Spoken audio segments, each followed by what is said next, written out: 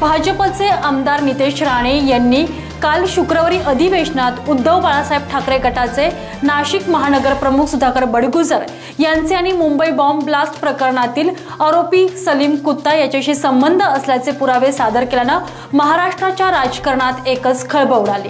मात्र सामाजिक जीवनात काम करत असताना अशा लोकांबरोबर एकत्र येण्याचे प्रसंग येतात। या प्रकरणाशी माझा कुठलाही संबंध नाही असा खुलासा सुधाकर बडगुजर यांनी केलेला आहे।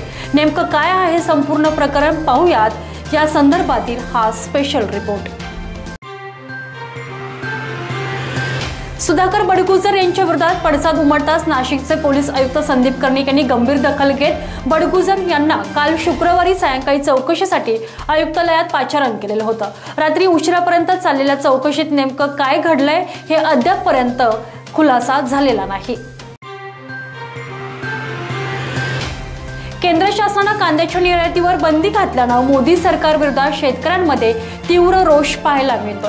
सिन्नर मधील दापूर या ठिकाणी मोदी सरकारच्या प्रचारासाठी आलेले वाहन यावेळी गावकऱ्यांनी अक्षरशः पिटाळून लावलेला आहे। गुरुवारी मध्यरात्री पवननगर भागात गोळीबाराचा प्रकार घडला।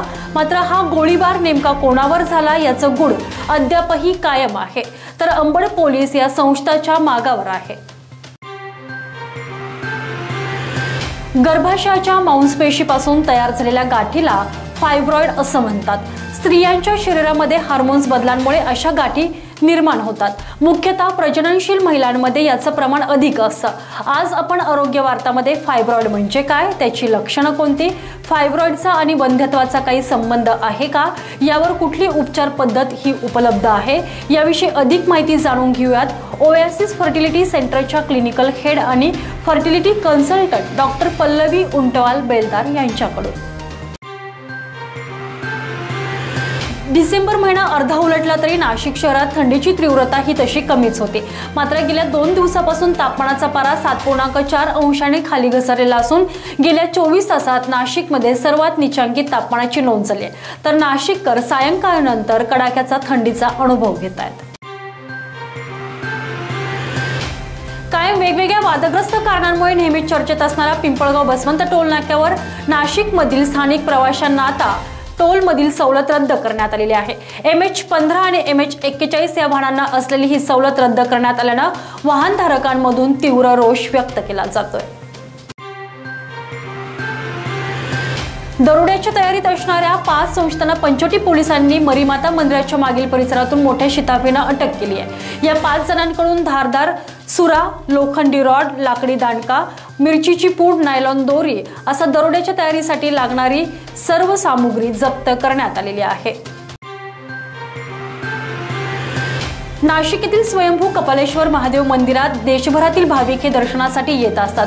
मात्र या ठिकाणी आता दर्शनाला येणाऱ्या भाविकांसाठी मंदिर प्रशासनाकडून ड्रेस कोड हा लागू करण्यात आलेला आहे आणि या संदर्भातील फलक हे मंदिर परिसरात लावण्यात आलेले आहे। गेल्या 4 दिवसांपूर्वी भल्या पहाटे गंगापूर रोड परिसरात बिनदक्तपणे वावरत असलेला आणि एका श्वानाला आपली शिकार बनवलेल्या बिबट्याला कैद करण्यात वनविभागाच्या अधिकाऱ्यांना यश आलंय। बेंडकुळे नगर भागात लावलेल्या पिंजऱ्यात हा 6 वर्षाचा नरजातीचा बिबट्या आज कैद झालेला असून गंगापूर रोडवासियांनी सुटकेचा निश्वास सोडलाय।